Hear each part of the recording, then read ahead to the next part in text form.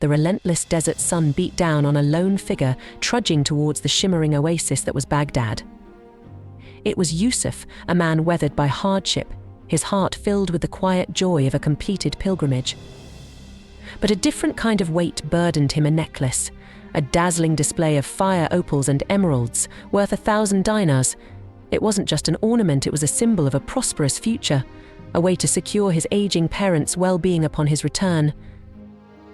The bustling marketplace of Baghdad, however, offered no solace. Days bled into one another, each sunrise revealing the same disheartened expression reflected back at him from the polished surface of the gems.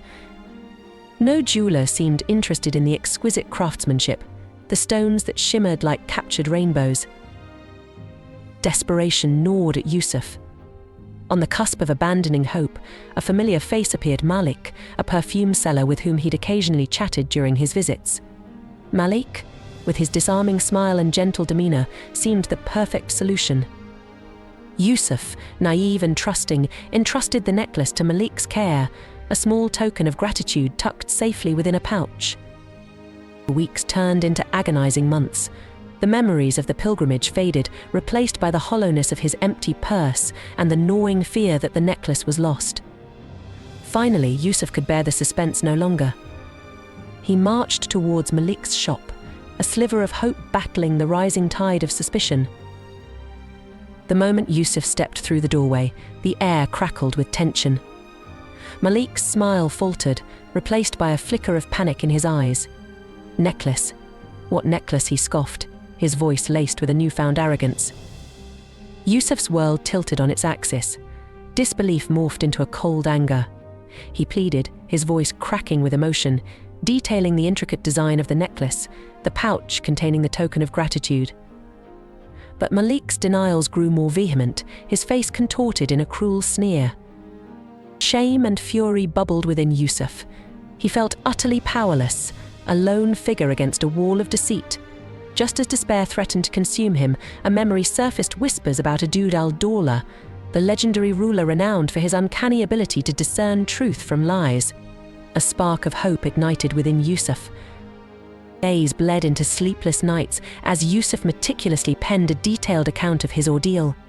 He etched every detail of the encounter, the design of the necklace, the pouch, onto the parchment. It was a desperate prayer scrawled with trembling hands. Finally, with a pounding heart, he presented the document to the court official. Days turned into agonizing weeks, the silence amplifying his anxieties. But then, a summons arrived: an audience with ʿAdud al-Dawla himself. Yusuf entered the grand hall, a magnificent tapestry woven with threads of gold and silk. The air thrummed with an unseen power. ʿAdud al-Dawla, a man with eyes that held the wisdom of ages, sat upon a raised dais.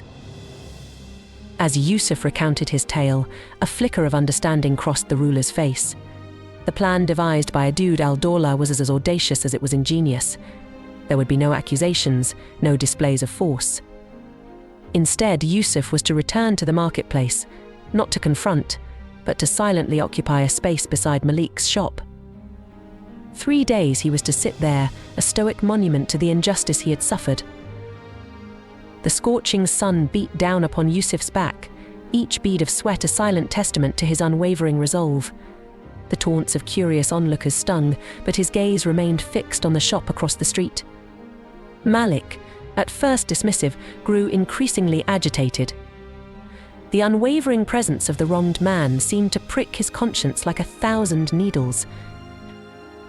On the 4th day, the entire marketplace held its breath as ʿAdud al-Dawla emerged from the palace gates, his retinue a shimmering display of wealth and power. A hush fell over the crowd as the procession moved through the throng. And then, it happened. ʿAdud al-Dawla stopped right in front of Yusuf, his gaze meeting Yusuf's with a flicker of recognition. Yusuf, his heart hammering in his chest, simply inclined his head in a respectful bow. What followed was a masterpiece of subtle interrogation. ʿAdud al-Dawla, with a hint of concern in his voice, inquired about Yusuf's well-being, his reason for being there. Each question, seemingly directed at Yusuf, echoed across the silent square, a relentless probing that reached the ears of the cowering Malik. The tension was so thick it could be cut with a knife. Malik shifted nervously, his face paling with every word spoken by the ruler. By the time ʿAdud al-Dawla rode away, Malik was a trembling wreck. Sweat beaded on his forehead, soaking his turban, and his eyes darted wildly, searching for an escape that wasn't there. The moment the procession disappeared around a corner, the dam holding back Malik's facade finally broke. "Forgive me," he shrieked, his voice cracking with desperation. He lunged towards Yusuf, his eyes filled with a mixture of fear and a crazed hope for mercy. I misplaced it. I swear I'll find it, I'll return it all, just please." Yusuf recoiled, his gaze locked on Malik's frantic face. The memory of Malik's callous denial, the sting of betrayal, was still fresh. He saw not a repentant man, but a cornered animal desperate to escape the consequences of his actions. "The truth," Yusuf rasped, his voice hoarse with emotion. "Tell me the truth," and perhaps he trailed off, unsure if forgiveness was even within the realm of possibility. Malik, sensing a sliver of hope, spilled the truth in a torrent of disjointed words. He hadn't misplaced the necklace. Greed had gotten the better of him. He'd pawned it to a shady merchant on the outskirts of the city, using the money to gamble away at a hidden den. Shame burned in his eyes, a stark contrast to the arrogance he'd displayed earlier. Yusuf listened, a cold dread settling in his stomach. Even if he retrieved the necklace, it would likely be stripped of its precious stones, its value diminished. The future he'd envisioned for his parents seemed to slip further away with each passing moment. But Yusuf wasn't one to give up easily. He relayed the truth to ʿAdud al-Dawla's guards, a flicker of determination rekindled in his eyes. The guards, stern-faced men clad in gleaming armor, listened intently. They knew the city's underbelly well, the hidden dens where desperation fueled vice. The retrieval of the necklace was a swift and brutal affair.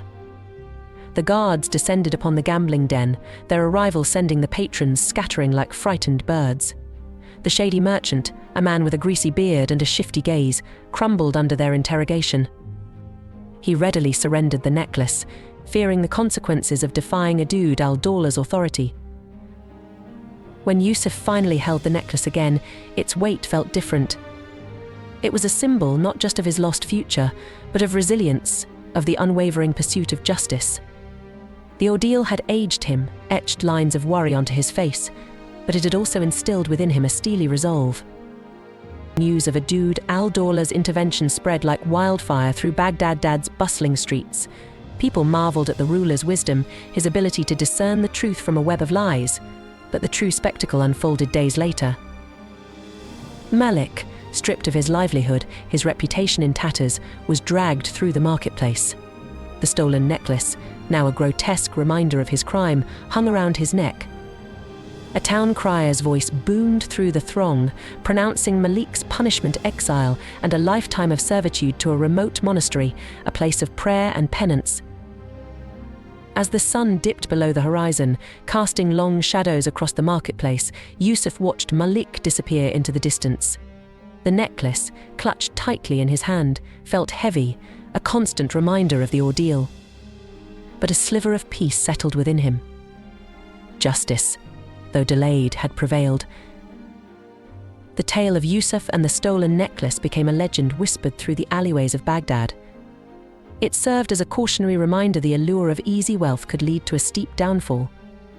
But more importantly, it spoke of ʿAdud al-Dawla's unwavering pursuit of justice, a testament to the power of truth and the resilience of the human spirit.